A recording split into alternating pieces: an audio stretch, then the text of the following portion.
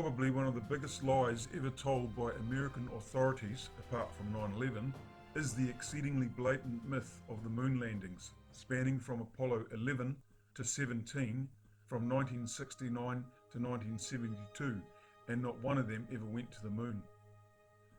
From the 50s onwards, the Russian space program was far in advance of the US and had chalked up no less than 21 firsts, including launching mankind's first satellite, Sputnik, into orbit in 1957, then the first animal and then the first man into space, the first spacewalk, the first crew of 3, and the first to simultaneously orbit 2 spacecraft, and while at this time NASA could not even get one rocket off the ground. This caused a great deal of panic amongst the public in America and NASA alike, because the US space program was far behind, and at the time there was a strong belief that Russia would soon be able to launch nuclear weapons from space or the moon onto parts of America.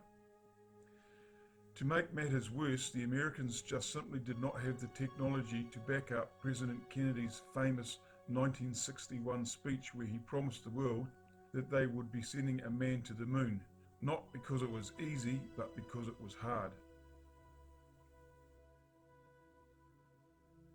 But why, some say, the moon? Why choose this as our goal? And they may well ask, why climb the highest mountain? Why, 35 years ago, fly the Atlantic? Why does Rice play Texas? We choose to go to the moon. We choose to go to the moon in this decade and do the other things, not because they are easy, but because they are hard. So if they couldn't make it, they would have to fake it, and that's exactly what they did.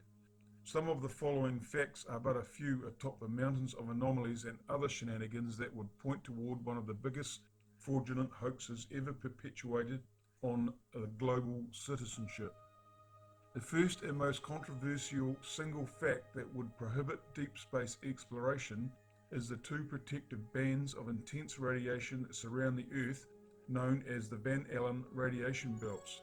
These electromagnetic radiation fields protect the Earth from harmful electrons and protons created by solar windstorms and flares, and begin about 1,600 kilometers out and finish a further 60,000 kilometers away from the Earth. They are also an absolute irretrievable spanner in the works which prohibit deep space exploration. The belts were discovered by James Van Allen in 1959 and confirmed by Geiger counters fitted to space probes that were flown through them, and notably before Van Allen began shielding his radiation detecting instruments with a millimeter of lead, they were measuring an equivalent dose rate of 312.5 to 11,066 rad per hour. Van Allen stated in regard to the depth and danger of the belts in an interview in the late 60s that the levels of radiation would be lethal to humans and pose a major challenge for deep space exploration. But later, once on NASA's payroll, he eventually changed his mind, saying that the belts were not as dangerous after all and had downplayed the dangers of them. This phenomena is such an obvious showstopper that there is practically no need to consider any of the hundreds of other anomalies that prove that no man ever went to the moon. The intensity of radiation within the belts varies depending on solar activity, but at one time can be very low, while solar flares, which occur constantly and depending on their severity, can create exceedingly high levels of radiation which are lethal to humans. Though these flares are as unpredictable as earthquakes, there is an 11-year sunspot cycle where major flares occur. This cycle has been charted since the 1800s to present and is regular, and it just so happened that one of these peaks occurred in 1969, just when Apollo 11 was said to have flown through the belts. To further make matters worse, the American military, in its infinite wisdom, had tried to blast a corridor through the belts in 1962 using a megaton nuclear bomb. The resulting radiation created a third belt which was 100 times more intense than the highest regions of the natural belts. NASA themselves have acknowledged the dangers of the radiation in space, saying that they plan their missions during periods of solar inactivity, which is really rather likely, saying we know exactly which chamber the bullet is in. So in reality, flying through the Van Allen radiation belts would be a little like playing galactic Russian roulette, and if indeed they did manage to make it through, as they were purported to have done 6 times, they were impossibly lucky, because not one astronaut ever suffered even the slightest touch of radiation sickness. Further, once through the belts, they would have been at the mercy of the sun's activities during the rest of the journey outside those protective belts and whilst on the moon. The radiation would also have destroyed the film in the cameras, as just like the spacesuits and the lunar lander, the Hasselblad cameras were not shielded in the slightest for the protection against radiation. NASA just told the world that the radiation was not as bad and that they had sped through the belts quickly. And wouldn't you know it all, the photos turned out perfectly, just like they had been taken in a studio. In actual fact, to protect the astronauts sufficiently from radiation, the shielding on the spacecraft, which was aluminium, would have needed to have been 10 centimeters thick, but was very thin, an absolute prerequisite in order to reduce the weight to enable the rocket engines to lift the craft off the ground. The same for the spacesuits that the astronauts were wearing, which were little more than thick linen, designed more for temperature control. In the 1958 March issue of Scientific American, James Van Allen had this to say of the belts, quote, "Our measurements show that the maximum radiation level as of 1958 is equivalent to between 10 and 100 roentgens per hour, depending on the still undetermined proportion of protons to electrons. Since a human being exposed for 2 days to even 10 roentgens would have only an even chance of survival. The radiation belts obviously present an obstacle to spaceflight, unless some practical way can be found to shield space travelers against the effects of radiation. Manned space rockets can best take off through the radiation-free zones over the poles." End quote. But of course, flying through the radiation-free poles is not what NASA said they did. They said they flew through the belts quickly and in 2 days. In the world history of space exploration, no manned spaceflight has ever gone into the radiation belts either before or since Apollo, and it seems that NASA is still working on the problem.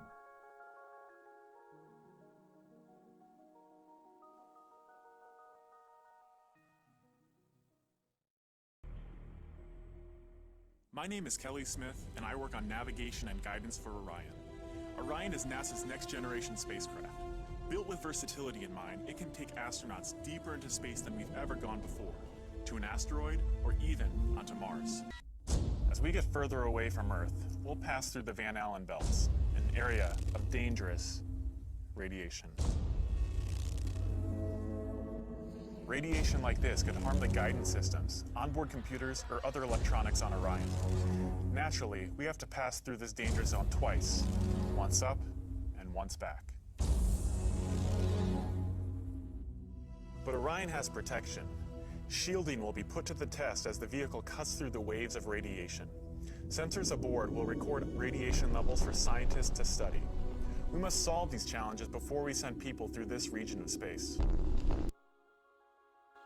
Which seems rather odd, given that they apparently went through them twice, on the way to the moon and then on the way back 6 times from 1969 to 1972. If this was true, then why the need to continue trying to solve the problem? Or perhaps this is the answer. I'd go to the moon in a nanosecond. The problem is we don't have the technology to do that anymore. We used to, but we destroyed that technology, and it's a painful process to build it back again. But going to Mars should be one of the next series of steps that humans do.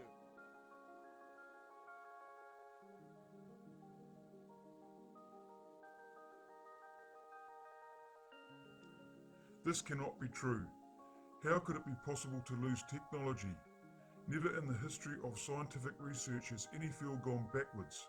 For example, the automobile industry, computers, and aviation.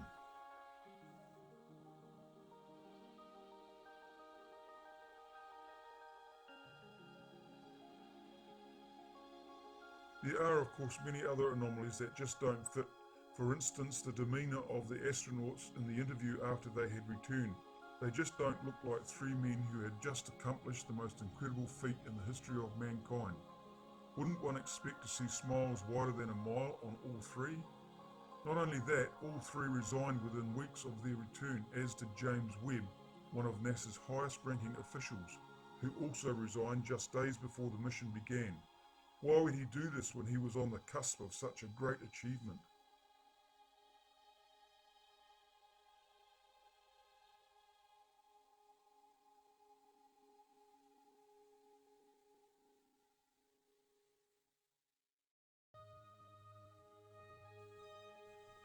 Gus Grissom, Neil Armstrong's predecessor and outspoken critic of NASA's space program, was burnt to death along with his two colleagues in a simulated test flight when the capsule they were sealed into caught fire. Grissom had actually previously hung a lemon on the command capsule for any cameras present some weeks before, an obvious sign and perhaps silent protest that something was wrong and the probable reason for his death. Also, after the fire, Safety Inspector Thomas Barron testified to Congress that NASA's Apollo program was in such disarray that the United States would never make it to the moon.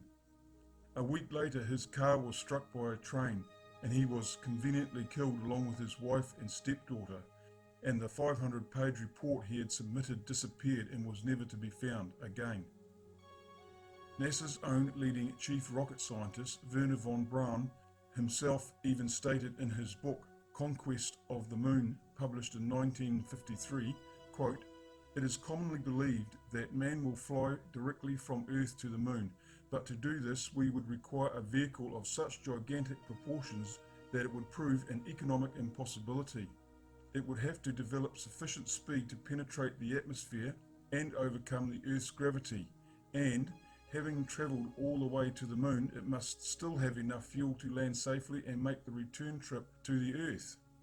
Furthermore, in order to give the expedition a margin of safety, we would not use just one ship alone, but a minimum of three. Each rocket ship would be taller than New York's Empire State Building and weigh about 10 times the tonnage of the Queen Mary, or some 800,000 tons."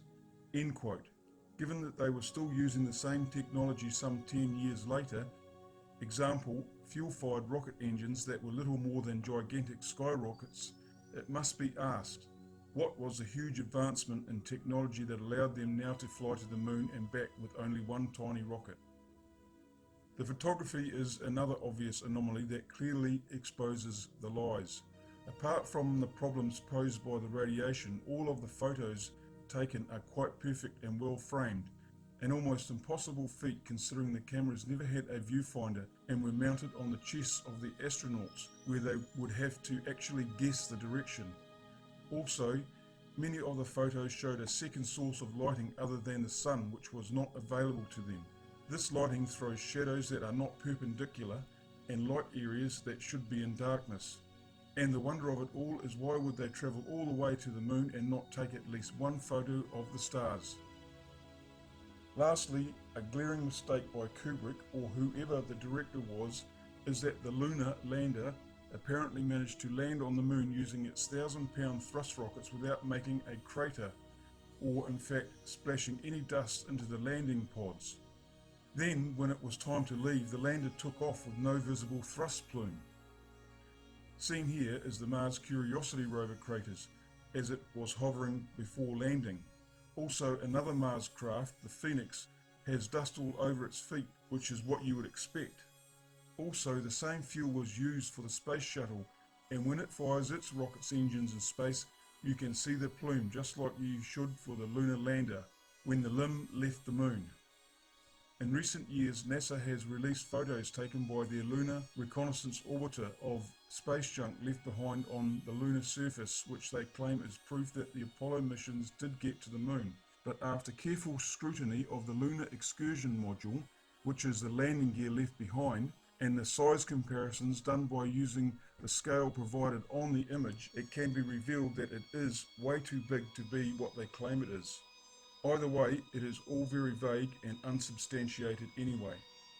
Apart from that, it is clear NASA will do or say whatever is needed to protect their secret. The lies are obvious and they just simply can't be trusted.